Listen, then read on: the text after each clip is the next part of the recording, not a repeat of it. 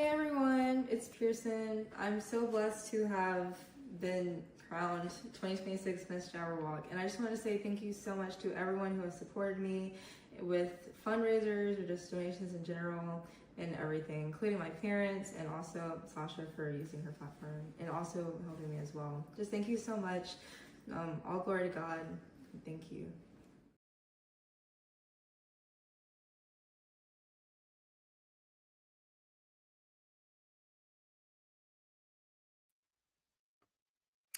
Good evening, everyone, and welcome to the Legal Score. I am your host, Sonja Pearson. I hope everyone is having an amazing night. I am live, so when you see the little red button up in the top left corner of your screen, come on and say hello. Let me know where you're watching from. Welcome to my new YouTube subscribers. Thank you so much for joining the Legal Score, formerly Prim and Proper Sports. We are effectively in full name swing mode. I am not an attorney. All opinions expressed are that of my own. I will be speaking about sports tonight on my normal Wednesday show. On Saturday at 4 p.m., I have an all dedicated show, Eastern Standard Time, 4 p.m., to legal and current events. And I welcome all of you to join me and to discuss what's going on in your neck of the woods and any topics you are interested in me showing. I'd like to give a shout out to Pink Fan Fur for all the promos and for Brian B.A. Aren't, who does all the theme songs and everything. And of course, you heard it here first. Congratulations to my niece, Pearson Haley Jones, who was crowned Miss Jabberwock 2026 on Sunday for the High Point, North Carolina chapter of Delta Sigma Theta Incorporated. So, congratulations to Pearson. And thank you so much to all of you who have supported her through thoughts, prayers, as well as financial support as she did this huge fundraiser for a scholarship.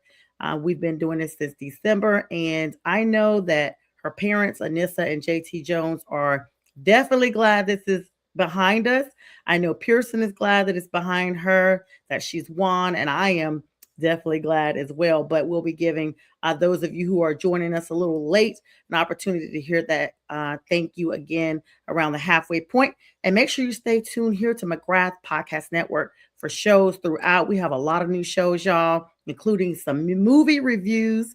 The BW show is with James and Brian, who do movies. You can actually ask them what movies to review. No movies too old or too new to be reviewed, as long as it has been viewed by the public. Like, it's not a private or anything. But anyway, all right, guys. So let me go ahead and jump over here to these comments. Thank you guys for joining me tonight. Hey, what's up, McGrath Network? And hello to Pac Bay. Thank you so much, Yoli, for joining me. Okay, she didn't change herself to Pac Bay. And thank you. Yes, congratulations to Pearson are in order. And hello, Caleb. Um, Thank you so much for joining us tonight. You have been flagged, sir, because that comment is with profanity. We don't do that here. All right, let's talk to my Panthers family first. I'm going to be talking about tonight NFL, NBA, and MLB news. And you guys know it is what? March Madness will be kicking off here. Or should I say tossing off here really soon? Let's go, Duke. But before I go into all of that, the big news today came out of Carolina. The keep pounding off-season updates continue, you guys. The big trade, Andy Dalton, the backup quarterback for the Carolina Panthers for the last several seasons behind Bryce Young. Even saw some debut time there when Bryce took a sabbatical, I like to say. He has been traded to the Philadelphia Eagles. Now, this is this afternoon. Adam Schefter confirmed this, that the AP confirmation came through that the Panthers have traded the veteran quarterback Andy Dalton to the Philadelphia Eagles. This is going to be a 2027 seventh round draft pick. So not this year, but next year towards the end of the draft, the Panthers will receive that selection courtesy of this trade. With the recent signing of Kenny Pickett, our new quarterback backup, you guys had to know that this was forthcoming. I actually talked about this last Friday, on Friday with the fellas, that I saw this coming, and it has come to fruition. Kenny Pickett, of course, solidified a 1-year deal, and the Panthers actually are feeling comfortable with moving on from now 38-year-old Andy Dalton. A red rifle just doesn't seem to always have the ammunition we're looking for. So this is going to serve for Kenny Pickett to serve in that number 2 role without an issue, being the primary backup to Bryce Young while adding a future asset to this team. Another backfield addition, A.J. Dillon, guys. You guys know that name, the running back guru. Heavy run game. In fact, signed with the Panthers, 1-year deal with him, the contract. He's expected to provide short yardage and goal line support for Chuba Hubbard. You guys know Rico Dowdle is no longer with us. So we're definitely looking forward to A.J. Dillon, big name there coming into Carolina. I'm super excited about that. And Jonathan Brooks, y'all, we just have not seen what we thought we were going to get. This is now going into the third season since he signed with us. Of course, he signed, was injured, did not play, came back the second season, played, and the entire medical team, for the most part, was relieved of their duties because he was cleared too early and got re-injured. So this brings in Trevor Shane. Let me get his name correct because I heard that it's not Etienne, you guys. His brother's like, it's Shane. Now that he's going back to the Bayou State, he's making sure from Jacksonville that he's getting the pronunciation correct. So Trevor's Shane. Dillon, of course, is adding a veteran presence to the backfield. And this is because Rico Dowdle, as I said to you guys, has gone on to the Steelers. Key defensive and special teams re-signing in Charlotte that were really big. Dan Morgan, of course, been busy retaining his guys to ensure continuity for the team. Travis Gibson, the offensive linebacker, re-signed to a 1-year deal. He was a midseason spark, y'all, and then it kind of just fizzled out. But he was coming from the 49ers and is expected to have a more expanded role in our new season. Sam Martin, the punter, the veteran punter, returns on a 2-year deal now. Instead of, a lot of teams are giving 1-year deals, and I do not fault them because with injuries and performance, you just don't know what you're getting when you're signing these big name players. So the Panthers are playing it smart, but with the punter position, they went ahead and decided to give Sam Martin 2 years instead of 1. And he was a top 10 punter last season, landing 27 punts inside the 20-yard line. So that's a big sign for the Panthers. James Mitchell, the tight end, re-signed for 1 year. Guys, he provides critical depth behind Jatavian Sanders. And Nick Scott, the safety, is officially back on a 1-year contract. He's coming off of a career-high 111 tackle seasons and is projected starter alongside Trevon Moring. So offensive line stability, Rasheed Walker, signing of the former Packers and Saints tackle is now official. This is a massive insurance policy for the Panthers for the left tackle spot, while Ekwan continues his rehab from a torn patella tendon. So you just got to look at it like that. This is like literally a new identity for the Panthers, feeling ourselves after the maturation of the team and going into the playoffs last season. No matter how we got there, we got there. And so this season, they want to make sure that, listen, we don't want no ifs, ands, or buts about it. We want to make sure everyone knows we have earned our spot there. So look for the Panthers to be really solid on both sides of the ball. And look at it. If you're looking at the Panthers roster today versus 48 hours ago, y'all, you see a team obsessed with depth and competition. By moving Andy Dalton away today and, getting that 7th round pick in 2027, it kind of signifying for the team that we're moving forward in a progressive nature as well. Confidence that Bryce Young needs. And this is going to be awesome with Kenny Pickett coming to the table. On the defensive side, $120 million has been invested in the Panthers defense with Jalen Phillips. Reported earlier this week, he's now paired with the return of Travis Gibson and Nick Scott. And this is just not a rebuild anymore for Carolina. Like we were doing that the last 2 seasons, y'all. We are now no longer going to be 8-9. You heard it here first. And even though we led the NFC South and got the title, that is just not going to cut it for us. Barely going back to the 500 mark. We're talking about going upward. And this was our first move since 2017. So we are capitalizing upon those strengths and moving forward. So congratulations to the Panthers. Congratulations to Andy Dalton for landing with the Eagles, whatever that situation looks like, because he still has a lot of playing in him. And so it's going to be interesting to see what he does up there with Jalen. So Jalen, excuse me. I thought I said Jalen, but I want to make sure you guys know who I'm talking about. All right. So high activity trade windows been going down. Uptick in trades, according to Adam Schefter. I follow him on all the socials. Teams are repositioning themselves following initial free agency wave. Chicago Bears, under second-year head coach Ben Johnson, Bears are being touted now as Super Bowl contenders, y'all, for 61 is what they're talking about. Potential trade candidates floating around. Wide receiver, of course, DJ Moore, already traded. Defensive tackle Jervon Dexter and running back DeAndre Swift. Bold predictions, analysis are coming in saying the Bears are going to be over the Bills in a Super Bowl matchup. They're projecting that the Bills are going to do this with all the people they've brought in for the 2026 season. And this is going to look on what Caleb Williams is going to be looking like. It's predicated on his development with the team.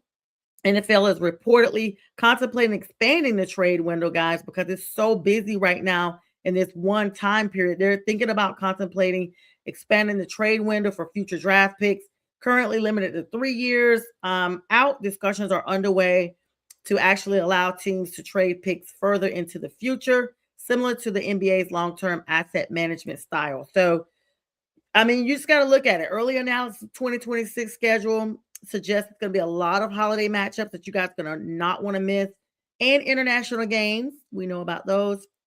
Going to continue to be a primary focus for the league's expansion strategy. Now, this is my thing. The Cardinals and Panthers are kicking off the Hall of Fame game August 6, 2026 in Canton. Super excited to see Roger Staubach, Larry Fitzgerald, Drew Brees, and Adam Vinatieri, and of course, Luke Kuechly inducted into the 2026 draft class of the Hall of Fame. I will personally be at that game. I'm so excited. Have been to Canton before when Tony Dungy was enshrined, but did not get an opportunity to see the game. And I did do a tour of the hall itself once everyone's bust was actually in there, and had a really good time. I was invited to guest this time. Got tickets to go to the game, got tickets to go to the enshrinement. And just going to be an amazing weekend. Definitely will be planning to attend the parade as well. And I will be hoping to get a nice close up like I did before, so I can get some really good pictures. And so congratulations to those guys. But that's what's going to kick our season off: Thursday Night Football, 8 p.m. Eastern Standard Time, live from Canton, Ohio. And that time will be here before you know it, y'all. So for fans and teams that are traveling, Southwest Airlines, guys, this was funny. No plug to them. I'm just letting y'all know. They have actually officially updated their policy to change the all check bags policy. So they had Southwest used to have basically you fly and you don't check your bags. You get 2 bags for free. And trust me, your girl was taking advantage of that because it was 2 bags that were checked for free and you got 2 carry-ons. So no matter where you went, you were not paying for those baggages. So last year, January, they came out that they were going to implement charge bags, like everybody else. Everybody's recuperating from the travel issues we've had during this pandemic and what have you. So they were recuperating their money, right? You know what I'm saying? They're recouping their money. It's recuperating still too. And so basically now they're like, hey, if you are going to a game, we will actually update this, and we are going to basically try to look at seeing what we can hook y'all up. Now, I don't know what that's going to look like. I'll follow up, guys, as the information updates, but that's what I have for now. All right, guys, so let's talk a little bit about some NBA news, and then we'll delve on over to March Madness. Now, Atlanta highlights tonight. Atlanta 124, Orlando 112. We saw T.I. come back in the arena and perform, and he has not missed a beat. So for all of us, Gen Xers that, were literally like around T.I.'s age, and we enjoyed him in the late 90s, early 2000s, he is back, y'all, and literally just amazing. So he performed his song. Of course, Atlanta beating Orlando. Jalen Johnson dominated with 24 points, 15 rebounds, and 13 assists, a massive triple threat for him. Paolo Banchero countered with 18 points and 10 rebounds in that loss. Excuse me. Boston 120 over Phoenix 112. Jaylen Brown exploded for 41 points, 7 rebounds, and Jason Tatum's back, y'all. 21 points to secure the win for the Celtics. I'm a big Jason fan, Duke alum. So welcome back, Jason. Of course, the New Orleans Pelicans, excuse me, 129 over the Mavs, 111. Rookie sensation Cooper Flag, another Duke alum, led the way with 21 points, 8 assists. Zion Williamson, another Duke alum, he needed Cooper there, y'all, contributed 27 points, 4 rebounds. We are glad to see it, Zion. Maybe he just needed some, reaffirmation from one of the homies. So congratulations to the Pelicans getting it done. Chicago, massive blowout. The Bulls, bull all over the Memphis Grizzlies, 132-107. Matas Buzelis has a standout night with 29 points and 7 rebounds. Golden State Warriors, you guys, you haven't seen them look too tough, but they got it done over the Washington team tonight, 125-117. Bilal Koulibaly, 21 points, 8 rebounds, and Guy Santos, 18 points, led a balanced Warriors attack. Now the Lakers eased on by Houston 100-92. LeBron James, that dude will not age, y'all. LeBron is continuing to defy age, y'all. Posting 18 points, 5 rebounds in a very defensive struggle game. Related news with the NBA. The NBA Commissioner's Office, of course, is continuing to vet Seattle and Las Vegas as primary candidates for the next round of league expansions. For you guys who don't know, excuse me, I gotta take a sip on this one. Seattle has not had a team since the Seattle Supersonics. So Seattle fans will be super excited to know if they're getting a team back. I honestly hope they do. But there you go. Oh, and by the way, this is a great plug to shout out one of our colleagues on the platform, Bo Crouch. He does some of my backdrops and stuff too. Today is his birthday. So happy birthday to him. He was on an earlier show tonight, 6 p.m. I guess he showed up on our network. But anyway, he's always here. So happy birthday to him. Huge Hawks fan, huge Seattle fan all around. Now the power rankings look like OKC is remaining at the number 1 position, while the Lakers have actually jumped to number 3 following their recent win streak. And let's not forget about my Hornets. Go Hornets. All right, look at this. Some MLB spring training news, y'all. Roster has been trimming across the boards. There's transactions and signings throughout everywhere. Teams are making final roster decisions as opening day approaches. The last 48 hours have been extremely busy. A flurry of optioning players for the minors. Significant transactions that happened within the last day, today and yesterday, that being the Los Angeles Dodgers signed Logan Allen to a minor league contract, selected the contract of 3B Santiago Espinal from AAA Oklahoma City. The Boston Red Sox have signed veteran reliever Tommy Knife to a minor league contract.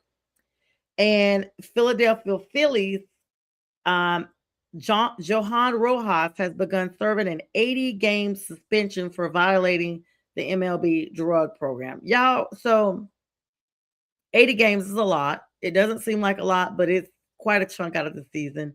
And y'all do know that they test for substances all the time. So if you see someone else has been suspended for PED or what have you, like, I don't know why you keep doing it, but he's suspended. The St. Louis Cardinals optioned their Richard Fitz to a AAA Memphis. Washington Nationals optioned highly touted catcher Harry Ford to Rochester. And the Pittsburgh Pirates have had a busy day for assignments, sending Hyung Sung Lee and Carlos Caro and Abdiel Feliz to their respective minor league levels. All right, y'all. So the rest of this show, I have to make sure before I jump over here that I have not missed anything before I pop over, because it's always a lot of stuff going on. The next section of our show will be dedicated to the NCAA. It is March Madness, and we'll be talking about that. Let's see.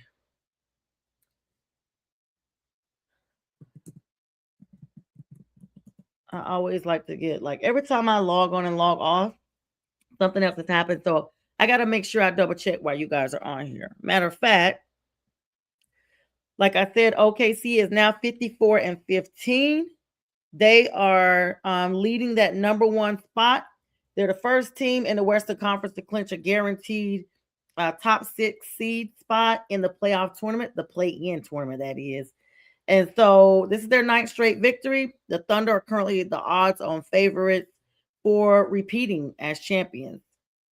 Um, CBS Sports is highlighting the early success of LA Clippers mid-season acquisition of Darius Garland. You guys know him, right? So since they traded James Harden to the Cavaliers for them, the Clippers are 34-34. Not too shabby, right?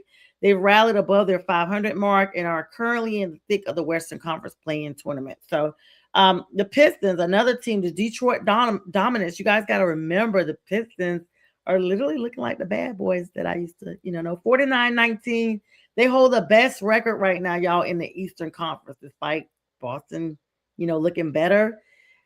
Detroit is there, and they are leading a big 4.0 game. So there's that.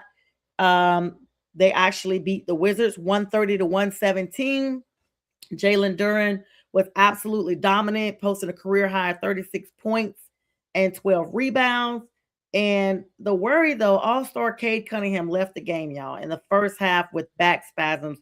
So he's now listed as day-to-day. So, B, that's your team. And the Wizards know rookie Bub Carrington scored season high of 30 points in that game. Charlotte Hornets get it done over the Miami Heat. I told y'all, watch out for my Hornets. 30-game win, 136-106. This is a statement. Because normally the Hornets are literally, you're wondering if it's them or Atlanta that's going to be left to come into the league, into the play-in part. Well, we're making a statement. We're there. LaMelo Ball, of course, scored 30 points. Musa Diabate controlled the boards with 13 points, getting it done. New York Knicks, another big game, 136 over the Pacers at 110. The Knicks continue to look like they're the most physical team in the East. So despite the records with Detroit and even other teams, the Knicks are physical. Now, y'all remember them getting rid of Tom Thibodeau without a backup plan like last season, like during the season. I don't know. Looks like they are onto something. Josh Hart exploded for 33 points, and Karl Anthony Towns, of course, secured a double win with the 11 rebounds. San Antonio Spurs, another big game, 132 over the Kings, who had 104. 51-18. They are continuing to be on the heels of OKC, so don't get it twisted. They are right there. Despite the loss, Kings Max and Renaud had 32 points. So congratulations to them. Matchups for tonight. Steph Curry is still out with that knee injury. That game is going on right now. Golden State at Boston. 7 p.m. is that game. OKC at Brooklyn is also going on. Thunder looking for their 10th straight win. The Mavs are playing without Kyrie Irving. Of course, season ending for him. Atlanta at Dallas. That game just started here about an hour ago. And the Lakers are at Houston. That game will be starting in about 5 minutes. A massive West back for the 3rd and 4th seed. All right, guys. So I need to talk to you guys about some more news while I'm on here. So Kansas City, the Chiefs, before I move on, I almost forgot. Kansas City actually traded for Justin Fields. And my question is this: what does that look like for Kansas City? Now, there's a lot of talk. People want to know if Travis Kelce was going to come back. He said he's going to come back. Every, as they say, dog has their day. And I guess in my opinion, I'm saying every chief has their day. Kansas City was on the cusp of becoming a dynasty. They were what everybody referred to them as the team to beat. They literally were feeling like they were going to go for a three-peat, what have you. And it just didn't happen. It was like, okay, you look good, but then you don't even play like you care. It wasn't even about injuries or people missing. It was just, in my opinion, it was a lot of media hype around Travis Kelce and Taylor Swift. Travis didn't even look like he wanted to be there most times. In fact, he was dropping a lot of crucial catches that we were just like, hold on. Did Travis just drop that ball? He just didn't even move the same. Um, Justin Fields to Kansas City is a huge story, guys. This actually happened on Monday, and the details were all finalized on today. I mean, they're gonna get so out of this deal, the Jets are gonna get 2027 seventh round pick. And excuse me, they gave up that in addition to Justin Fields. They're getting a 2027 sixth round pick that they're gonna send to New York, the Jets. Fields actually has arrived in Kansas City and passed his physical today, making the trade official. Because y'all know we've already seen that with Max Crosby. Like, hey guys, you're signing and we're signing, but we need to make sure that you're able to perform. According to Adam Schefter, he actually noted that while other teams were interested, Justin actually requested specifically to be traded to Kansas City to work under Andy Reid. So highly respected Andy Reid. Justin actually asked to go there. This is the salary retention. Jets are paying $7 million of Justin's $10 million guaranteed base salary for this year coming up. The Chiefs are only on the hook, y'all, for $3 million. So they got him for dirt cheap. And they're not going to be that far behind with their salary cap. And so he's going to be unrestricted free agent after this season. What's up, J Train? How you doing? Good to see you. Thank you so much for joining me on tonight. Thank you. Please share. Of course, J Train will be with me on Friday with the fellas. And of course, we'll celebrate his birthday month. All right. So this is big for Justin to be there.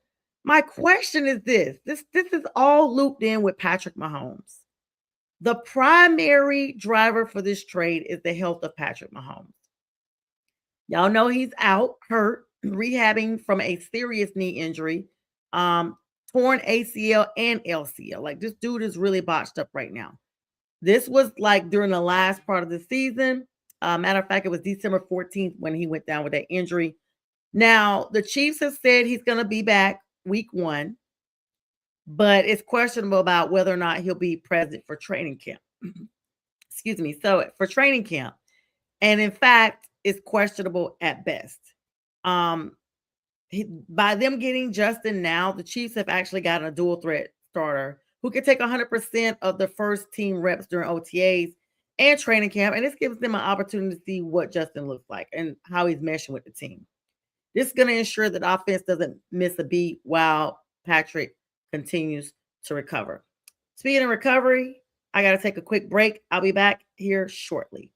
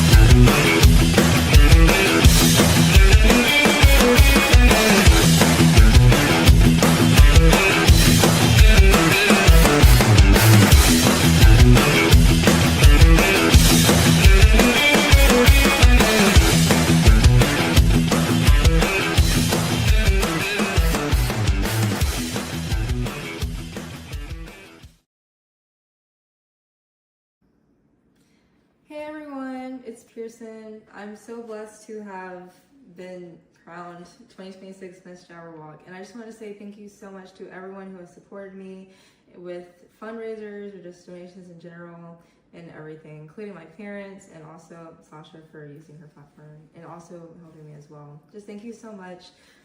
All glory to God. Thank you.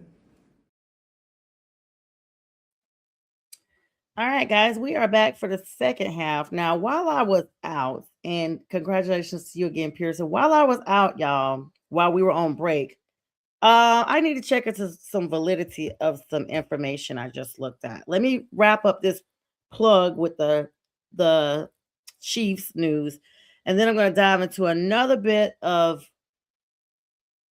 football news that I need to vet first, and then we'll go from there. All right. So, and you guys feel free to help me out because this stuff be happening like so quick. All right. So, the Chiefs basically do need Justin Fields because if not, they don't have a solid runner for quarterback, for leader, because y'all know Gardner Minshew departed in the free agency to sign with the Cardinals. This is a high upside and an insurance policy that the Chiefs are cashing in on by bringing Justin Fields in. And of course, this is the mobile style of Steve Spagnuolo scouted team and Andy Reid's playbook. Uh, Fields' tenure in New York was just short lived. Y'all, I mean, it's just been a lot around this young man. He signed a 2-year, $40 million deal with the Jets in 2025.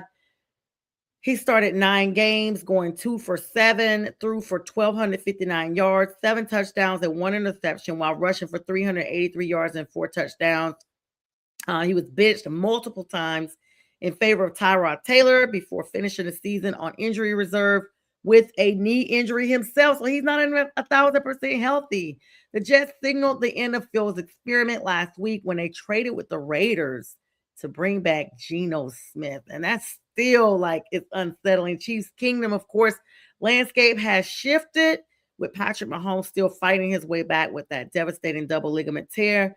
Brett Veach actually just pulled off an amazing feat for the price of a late round pick swap and just $3 million against the cap. Justin Fields is now a Chief. So think about the possibilities. Fields arguably is the most athletic runner at the position, not named Lamar Jackson. He now gets to sit in the same room as Mahomes and Andy Reid. And whether he's keeping the seat warm for week 1 or if he's going to serve as the ultimate gadget weapon later in the year, this move is going to signify that Kansas City is not leaving their 2026 title to a chance of defense. I mean, they are not going to bank on it. They're trying to be heavily offensive involved. Adam Schefter actually reported this earlier and said that Fields wanted this. He wanted the Reid system, and now he's gotten it, and he has a chance to possibly revive his career. So, kudos to Justin Fields. I don't know what that's going to look like, but it's going to be definitely amazing. What's up, CJ? Oh my gosh, I literally just talked about the Jets. I've got to have CJ on here soon. Y'all remember CJ, the painkiller? I don't think he goes by that anymore, but he still will be joining me soon. Diehard Jets fan. He actually said he was happy about Geno Smith returning to New York. And so that's going to be interesting to see. I look forward to having CJ on soon. I have a guest on next Wednesday, but possibly I can get CJ connected here before the month is over. All right, guys. So let's talk about some news. Let me start off with one news that I need to talk about. We're going into college right now, guys. This, of course, is March Madness. But before we get into any of the madness, it's just amazing. I'm going to probably talk about this a little bit more on my Saturday show, The Legal Score, 4 p.m. Eastern Standard Time. It's my new spinoff that I talk about sports, but then just a little bit more. No, I'm not an attorney, and none of the expressions that are relayed on here are legal advice. I'm a law student, but not an attorney. And even when I become an attorney and I continue to do this, it will still not be solicited legal advice, but just my opinions. So, anyway, guys, this is the big thing. Now, there are a lot of teams that actually have really good talent. Now, my first story is about guard Aiden Holloway, star athlete, just had a huge NIL deal signed, ready to go, ready to get his money, and then has an issue with law enforcement. 2.1 pounds of marijuana found in a backpack, suitcase, and other places in his residence. Now, I get that, these kids, they're not going to be perfect by a long shot. He has been removed from campus because of this. This is according to a statement from UA Athletics yesterday. And he will not be playing in the Crimson Tide's first round NCAA tournament. So,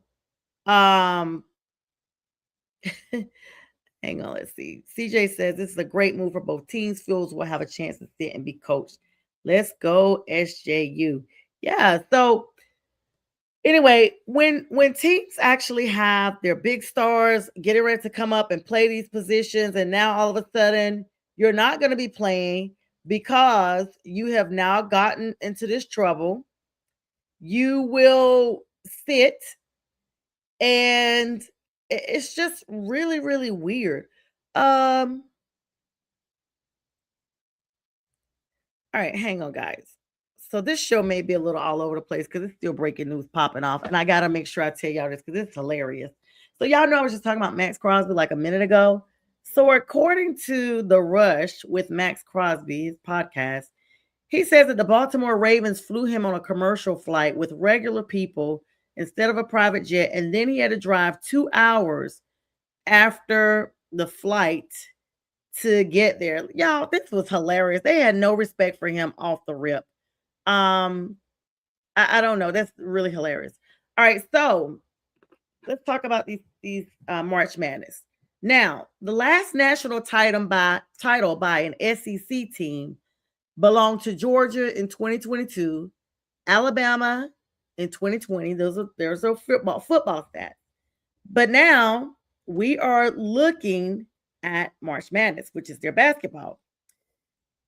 The interesting thing is, of course, my guys are number one, but if you have been filling out these brackets, this is upset city. This is the time when, you know, lower seeds like nothing to do better than take down the top contenders. So we got a lot of teams that March Madness is about to kick off right now. We got a lot of teams that are going to be coming up against each other now. The first four playing today and tomorrow, first round actually kicking off March 19th. By the way, happy heavenly birthday to my grandmother. Her birthday will be on the 19th. And then the final four is listed for April 4th and 6th. Top seeds teams, of course, Duke and UConn for the women. Like we are seeing the same faces, guys, as we've seen before. Matchup highlights are number 4 Arkansas versus number 13 Hawaii for the Western region. Number 7 Miami versus number 10 Missouri. And for the Eastern region, we got number 1 Duke versus number 16 Siena. Midwest region, of course, number 7 Kentucky. Y'all remember those Wildcats versus number 10 Santa Clara. And other key matchups of number 5 Michigan versus number 4 Texas A&M, and number 1 Houston versus number 8 Gonzaga.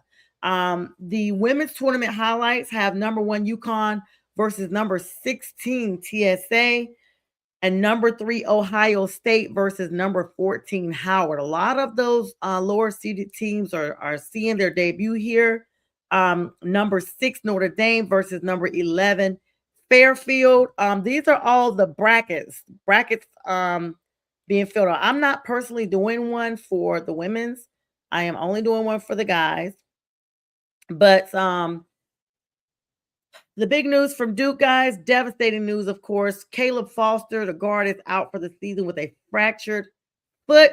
Additionally, center Patrick Njogba is not expected to play Thursday versus Siena.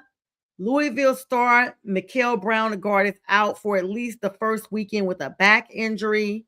UCLA gets some positive news. Donovan Dent, his calf, and Tyler Balado, the knee, are expected to play Friday versus UCF. Now, UConn Silas DeMary is questionable with an ankle sprain, and he is getting ready to have some images done. Those results are pending. I mean, guys, this is just what we look at as far as all the teams are going. All the teams are going. And some people don't have a dog in the fight. And this is what happens. And speaking of, Holloway just got arrested for Alabama. They are looking to make a significant impact in the playoffs. But he got arrested Monday after they found this marijuana during a narcotic search at a Tuscaloosa residence. Now, I don't know what tipped them off, but for him to have that amount of marijuana in his room, I don't know. Is that enough to consider that you are selling or distribution? I don't know. I don't really know what the Alabama laws are for that. That's why I said I'm going to look into it and probably talk about that a little bit more on Saturday, at my 4 p.m. show, because that is very interesting to look at, to see that, number one, that you kept it there, like anybody could have had it, and number two, that it was such a significant amount. But I like I said, I don't know if 2 pounds is considered a significant amount for one person or not. I don't, indulge in that. Maybe some of y'all that are listening can drop the comments. Even if you don't drop them now, maybe when the show is over, you can drop those comments. But just a lot of interesting things. Of course, UNC is still in there. Chapel Hill, the Tar Heels, they have a Caleb that has been injured, but they're still pulling up, showing up, and getting things done. And so it's going to be interesting to see what all that looks like after the fact. Let's see here. We got about 15 minutes left to go. And so I'm going to try to make sure that we talk about this a little bit more going in. Of course, people got the brackets. Some people have their brackets that Arizona is going to win it all. Most people think that that Duke will still win it. I'm personally a Duke fan, so I'm definitely thinking that. I filled out my brackets. But you got to think about it. Is it going to be Duke, Arizona, Michigan, or Florida? Like, those are some of the top contenders for the Big East. Now, who is coming out of the East region? You got Duke, Siena, Ohio State, TCU, St. John's, and then you're going to start getting into teams that were just like, what? Northern Iowa, Kansas, of course, a repeat, Cal Baptist, Louisville, of course, South Florida, Michigan State, North Dakota State, UCLA, UCF, UConn, and Furman. Now, UConn is the number 2 seed, and Duke is the number 1 seed. The number 3 seed, of course, is Michigan State. And so everybody wants to know which team is coming out of the East. Now, Miami of Ohio has slid all the way down to the number 6. Right now, you got even teams such as Boise State, Stanford, Belmont, Miami, Ohio, let's be clear, Northwestern and Yale, and even Wake Forest, California, and Grand Canyon, the Christian University, are still in these playoffs. It's so weird because you don't know what to expect. Villanova's still in there, and a lot of these tournaments actually have glimpses of tournaments from the past. So if you're getting an opportunity, fill out those brackets. It's all for fun, of course. But do you guys think that VCU will upset North Carolina, the number 11 seed versus the number 6 seed? Do you guys think that's possible?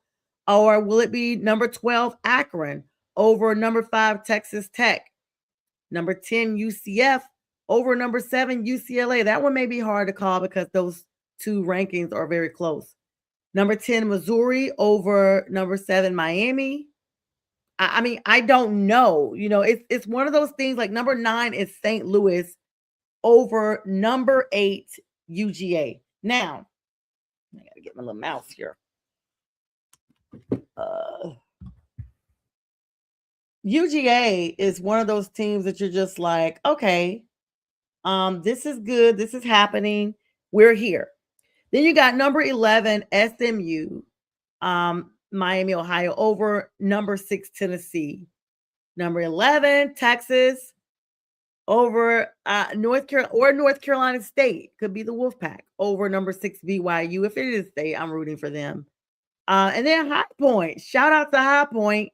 Number 12, the private university, over number 5, Wisconsin. Like, everybody is here and everybody's sneaky good at the last minute. So you just don't know. Then you got number 10, Santa Clara. Could they possibly upset those Wildcats? Number 7, Kentucky. Hofstra, I haven't seen them in a little bit. Number 13 over number 4, Alabama. And of course, with that big news of the arrest on campus, and he's one of their big contributors to the team. Alabama may be eliminated early on. I mean, you heard it here first.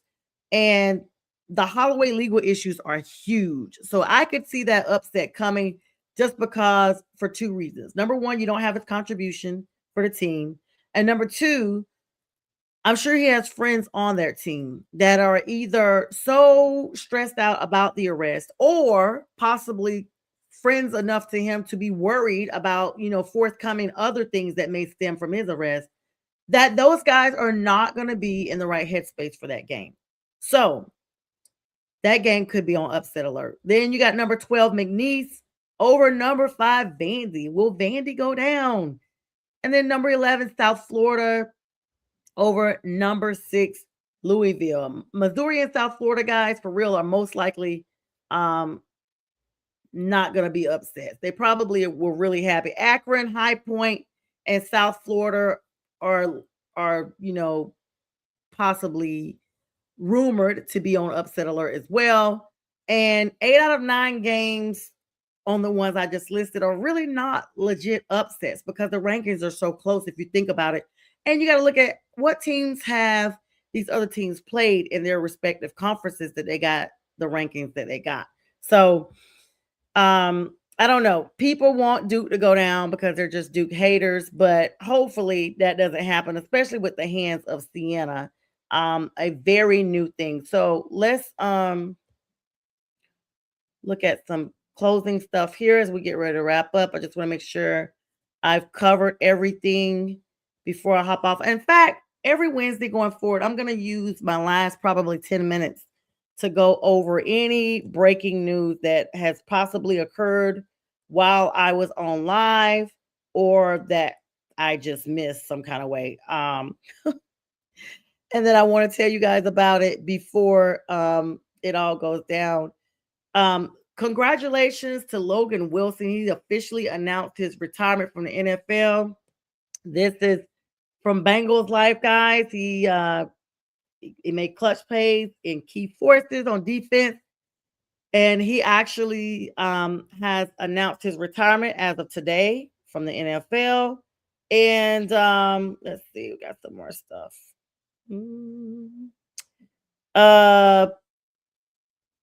Wow. I know this is not true. So it looks like Greg Olson may temporarily reclaim Fox's #1 spot after Tom Brady's $375 million deal basically caused his demotion. I'm going to have to follow up on that, guys, because I had not heard about that. And I want to know your thoughts on Kyler Murray going to Minnesota. Have they really given up on JJ McCarthy? Are we too far behind to grab them back? Also, Darius Slayer's retiring from the NFL. Got a championship with the Eagles. He announced his retirement on social media. I guess, people are saying he may retire as a Buffalo Bill and all this, that, and the third, but he is like Eagles or a bust and looks like, looks like Greg Olson will be back in that #1 spot. This is weird because I guess people got money hungry and they weren't able to solidify what they needed to as far as the deals, but he's going to be going back. All right. The Steelers are trading with Jacksonville for Brian Thomas Jr. That happened a couple of weeks back. And let me see. I already told you guys about the big news. The Panthers getting the Eagles' A.J. Dillon. And the Broncos are trading for Jalen Waddle. Now, y'all know Mr. Waddle, Mr. Duck himself out of the Dolphins. Dolphins are cleaning house after they got rid of Coach down there because it's just like, wait a minute. Everybody is out. So Broncos are trading for wide receiver Jalen Waddle. They're going to be getting him and a 2026 4th-round pick. The Dolphins are getting the Broncos 2026 1st-round pick, y'all, which they're picking number 30 because y'all know they were almost Super Bowl champs. And they're getting a 3rd-round pick, and they're getting a 4th-round pick. And so that is going to be huge.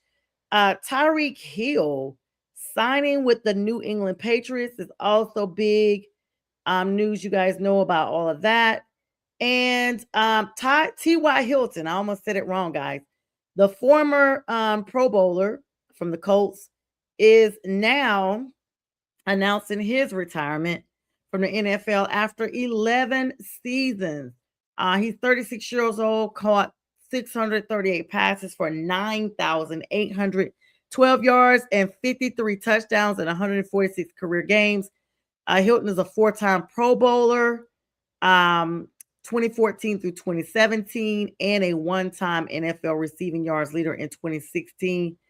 He last played in the NFL in 2022 for the Cowboys. So T.Y. Hilton has retired, guys. And by the way, Darius Slay has actually been in the league for 13 seasons. So a lot of people retiring, moving about. I'm trying to make sure I got everything. Christian Kirk, the former Texan, has signed with the 49ers. Carl Taylor Britt has signed from the Bengals with the Colts. And I think that is all I have for right now. Of course, the Aaron Rodgers crap is still hanging around, trying to see if he's going to sign or not. And I think that's pretty much it. I will say this. The Buccaneers have also, I still can't get over them letting Mike Evans go to the Yay area. They're signing Alex Anzalone from the Lions. That news came out last week as well. And let's see. I think that's all we have for now. You guys know Teddy Bridgewater is going to the Lions. There's also just a lot of moving around, and still will be moving around even after this show commences to end for today. So you guys just make sure that you stay tuned on our network because we do have a lot of stuff going on. Dolphins return. They're signing Jarvis Landry. Let's see. Hang on. He's been out of the league since 2022. He's looking to make a return with the Dolphins. Of course, the former Browns wide receiver. We have not heard about him. I literally forgot all about him. He's looking to come back, make some comebacks. Jeez.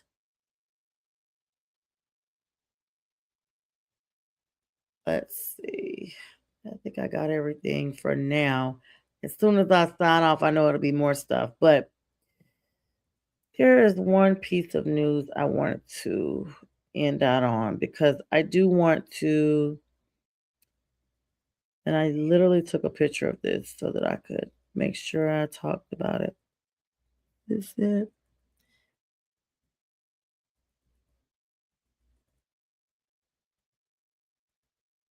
Give me a second, guys. I may have to actually look this one up.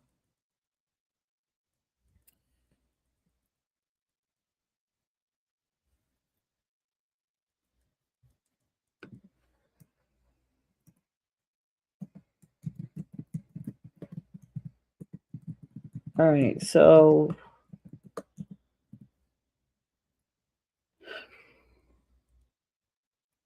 this news, and then I'm going to switch it back positive, and then we'll hop off of here. Rex Culpepper, the son of former NFL defensive tackle Brad Culpepper, tragically passed away after a dirt bike accident here in Georgia this week. 28 years old, very sad. Actually, he passed on Saturday. It was just really sad. Syracuse University, of course, confirmed this. The thing that really gets there is Rex was actually known far beyond this. His dad is who I'm speaking about. He was a cancer survivor. Got the Courage Award for that. And this particular news with, excuse me, my apologies. Rex himself had survived cancer, y'all. In 2018, while he was a quarterback, you guys will remember that he was a quarterback at Syracuse. He was diagnosed with testicular cancer. Like, that's been 7 years ago. So he's only 28. So he's 21 when that occurred. He got a Courage Award for undergoing 100 hours of aggressive chemotherapy. He famously participated in Syracuse's spring games while still undergoing treatment. He led a touchdown drive that became a legendary moment in school history, and he was declared cancer-free in June of 2018. He played for Syracuse from 2016 through 2020, played in 30 games, both as a quarterback and a tight end, and threw for over 1,500 yards and 11 touchdowns. Before his stardom at Syracuse, he was a star player at Plant High School in Florida, Tampa, Florida to be exact. And his dad, of course, Brad Culpepper, played 9 seasons with the Vikings and the Buccaneers and the Bears. And his mom was Monica Culpepper. But they were known to fans of the reality TV show Survivor. It's really sad because Rex had actually just gotten engaged to his longtime girlfriend, Savannah, less than a month ago. After he followed football in his father's footsteps towards the law, he graduated from Stetson University College of Law and had recently begun working as an attorney at Morgan & Morgan in Tampa. Wow, I did not even know that. So very sad news with them, but definitely thoughts and prayers out for the Culpepper family and for his sweet Savannah, who is clearly just grieved, and for his colleagues at Morgan & Morgan. So with that, I'm just going to double check to make sure I don't have anything else, and then I'm going to hop off of here and make sure you guys join us right here on this network. We have stuff all the time, everything you can think of. And of course, the big news, big trades are always coming around. And we will bring it here to you first. I'll be on live Friday at 9 p.m. with Friday with the Fellas and Saturday with the Legal Score as well for more news on some of the stuff we talked about tonight. All right, guys, I hope with that you have an amazing night. Thanks for the likes, loves, and shares. And stay tuned for the re-air. Good night.